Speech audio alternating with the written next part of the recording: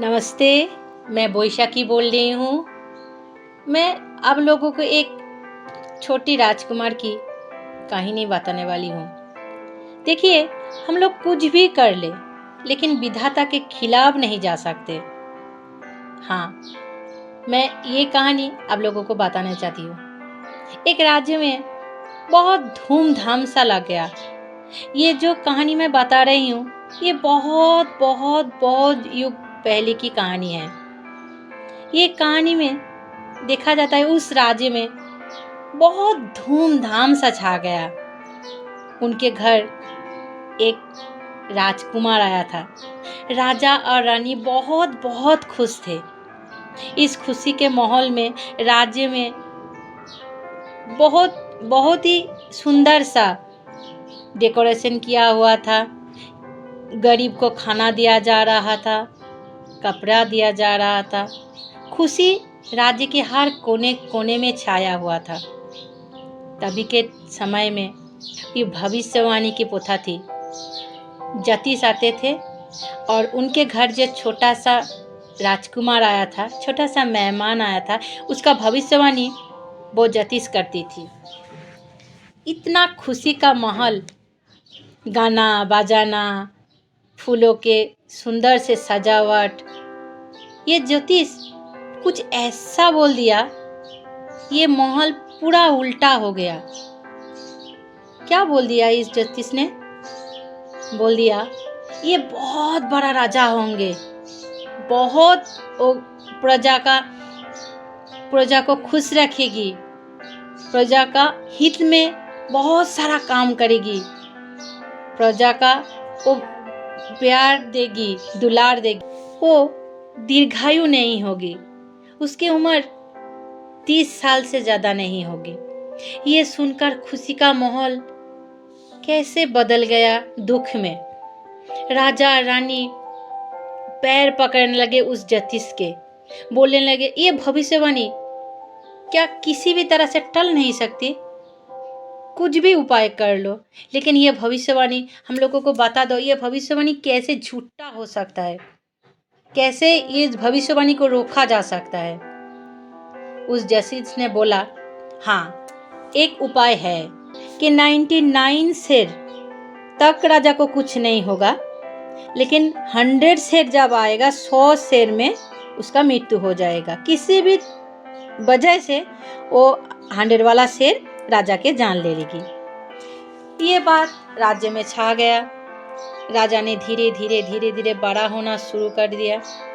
राजा के मन में एक ही ख्याल बैठ गया, वो 100 वाला शेर उसका जान लेगा। राजा ने ये कर दिया, घोषित कर दिया कि उसके राज्य में किसी भी आदमी, किसी भी पड़ोसी राज्य कोई भी शेर नहीं मार सकता। अगर शेर मारना होता तो उन लोग राजा को ले जाएगी, राजा जाके उस शेर को मारेगी। धीरे धीरे राजा तो बड़ा हो गया, यहाँ पे शेर मारता, वहाँ पे शेर मारता, वो जहाँ पे भी शेर की कुछ भी खबर आता था तो राजा को दिया जाता था। राजा वहाँ जाके शेर को मारता था। राजा ने ऐसे करते करते उसके राज्य के आसपास में जितना सारा राज्य था, वहाँ के फॉरेस्ट में, वहाँ के जंगल में सब शेर धीरे धीरे धीरे धीरे खत्म हो गया, क्योंकि राजा ने तो एक एक करके सभी शेर को मार दिया था।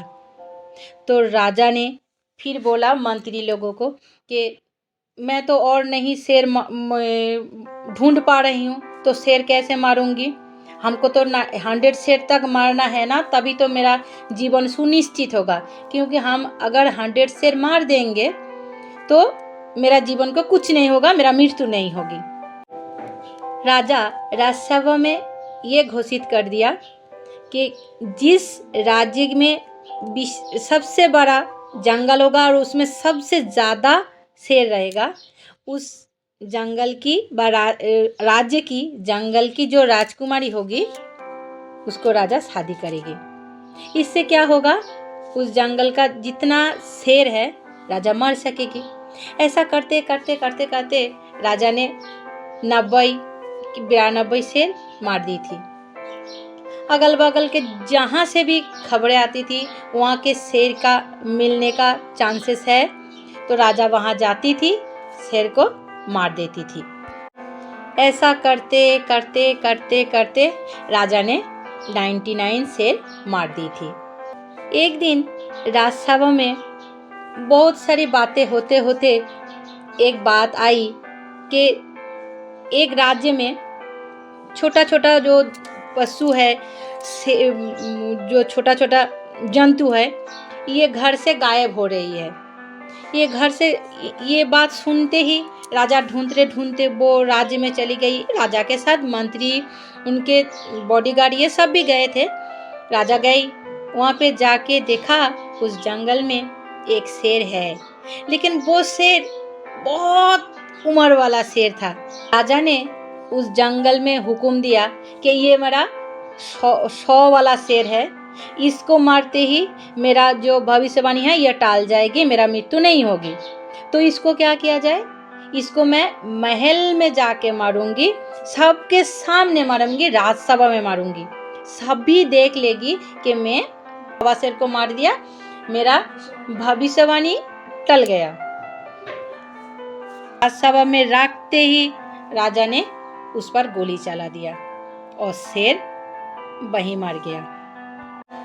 वो 100 वाला शेर मरते ही राज्य में फिर से खुशी का माहौल छा गया। वैसे खुशी का माहौल तब छाया हुआ था जब राजा ने पैदा हुआ था और उसके माँ बाप ने या राजा या रानी ने वो खुशी का माहौल किया था। वैसा ही खुशी का माहौल छा गया राज्य में। कहीं शहनाई बाज रही, कहीं ढोल बाजे, कहीं ताशा बाज रहे, किसी को खाना दिया जा रहा था, किसी को कपड़ा दिया जा रहा था, गरीब दुख में वो कुछ फल फूल बांट रहा था राजा और रानी ने। ऐसे करते करते राजा बहुत खुशहाली में वो संसार जीवन पालन कर रहा था। ऐसे में राजा के घर फिर खुशी का माहौल छा गया। राजा का एक नन्हा मुन्ना सा प्यारा सा राजकुमार आ गया। राजकुमार के एक वाले दिन पर राजा ने सोचा उसको मैं क्या दूं, उसका मैं क्या दूं।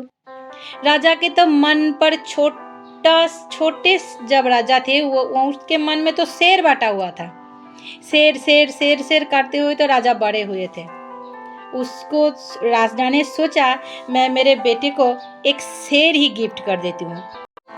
राजा के जन्मदिन इस अवसर पे गांव में मेला लगा हुआ था। राजा ने ही मेला बैठाया था।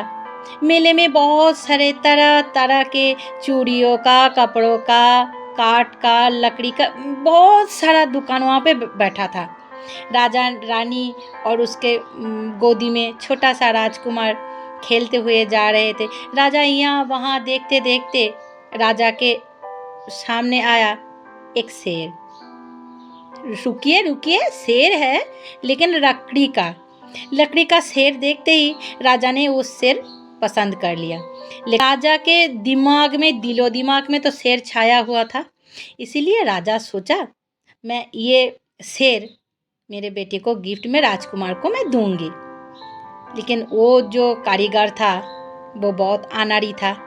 वो कट्ठी, वो जो चोंचले, वो जो था ना वो लकड़ी में लगा हुआ था।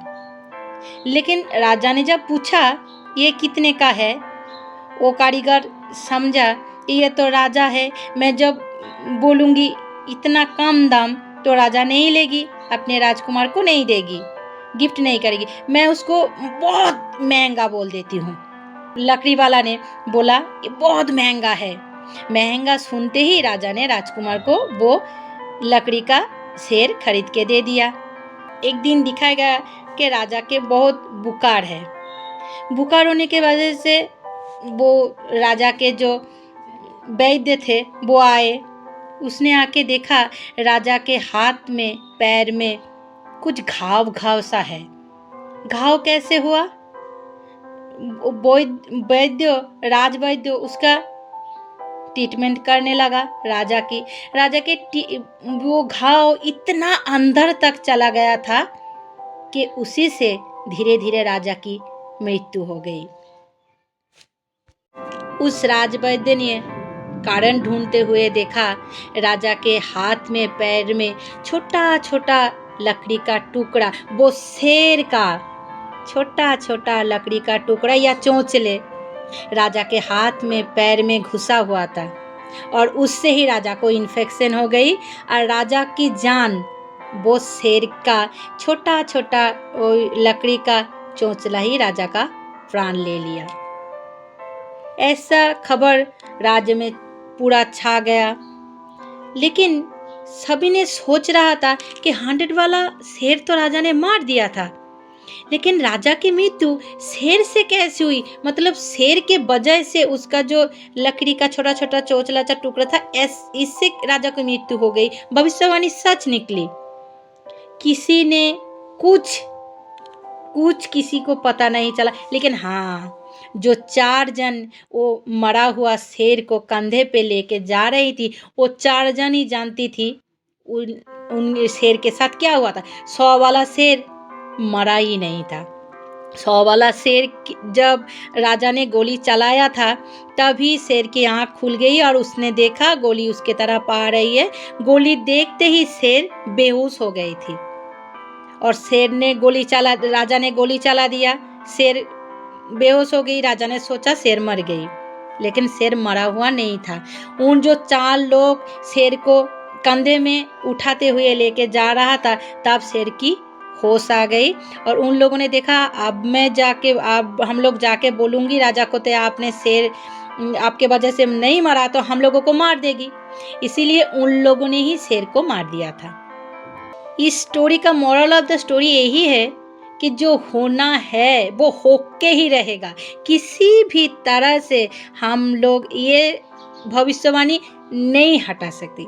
राजा ने उसका भविष्यवाणी नहीं हटा सकते। हम लोग तो साधारण आदमी हैं, हम लोग कैसे हटाएंगे? जो होना है वो होके रहेगा। और एक बात, समय से पहले और भाग्य से ज्यादा किसी को कुछ नहीं ना मिला है ना मिलेगा। आप लोग मुझे कमेंट करके ये बताएंगे कि हमारा मृत्यु जानती हूँ यहाँ इस टाइम हमारा मृत्यु होगा, ये जानते हुए हम लोगों को कुछ करना चाहिए, भविष्यवाणी हटाना चाहिए, या हम लोग जितने दिन जिंदा है वो खुशी खुशी हम लोगों को रहना चाहिए? ये आप लोग मुझे कमेंट करके ज़रूर बताना। और एक बात, मेरा ये स्टोरी आप लोगों को कैसा लग रही है ये भी बताना मत भूलिएगा। क्योंकि देखिए, मैं एक बंगाली हाउसवाइफ हूँ, लेकिन मेरा जो सब्सक्राइबर है, मेरा दोस्त है, मेरी छोटी छोटी भाई बहनें हैं, ये बोली दीदी आप लोग जो बंगाली स्टोरी बोल रही हो, आप लोगों को मुंह हिलाना हम लोग समझ पा रहे हैं, लेकिन आप जो स्टोरी बोल रहे हो ये स्टोरी हम लोग को कुछ भी नहीं समझ में आ रही है। आप एक काम कीजिए, आपको जितना हिंदी आता है उसमें आप स्टोरी बोलिए, हम लोग समझ लेंगे। तो इतना अच्छा मेरा भाई बहन दोस्त सब्सक्राइबर है जो मुझे रिक्वेस्ट कर रही है आपको जितना हिंदी आता है उसमें आप स्टोरी बोलिए, तो मैं क्यों नहीं बोल सकती? आप लोग मुझे कमेंट करके प्लीज़ बताइए। और हैं, गलत कमेंट प्लीज़ मत कीजिए। गलत कमेंट से हमारा तो कुछ नहीं होता, लेकिन मन दुखता है। खुश कमेंट से अच्छा खुशी खुशी वाला आप लोग कमेंट करते हो, मन खुश हो जाता है। प्लीज़ आप लोग मुझे मीठा मीठा सा प्यारा प्यारा सा कमेंट कीजिएगा। और फिर आप लोगों को कैसा स्टोरी सुनना है ये आप लोग मुझे कमेंट करके बताइएगा। स्वस्थ रहिए, ठीक रहिए, बाय।